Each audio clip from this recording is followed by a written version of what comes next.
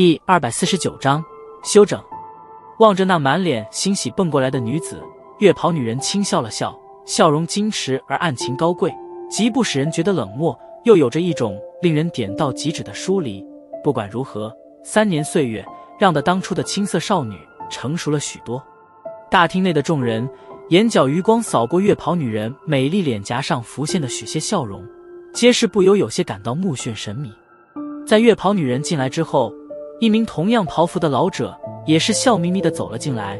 他站在月袍女人身后，老眼开合间偶尔金光闪掠，身在袖袍之外的干枯手掌也是没有节奏地微微扭动着，犹如那尖锐的鹰爪一般。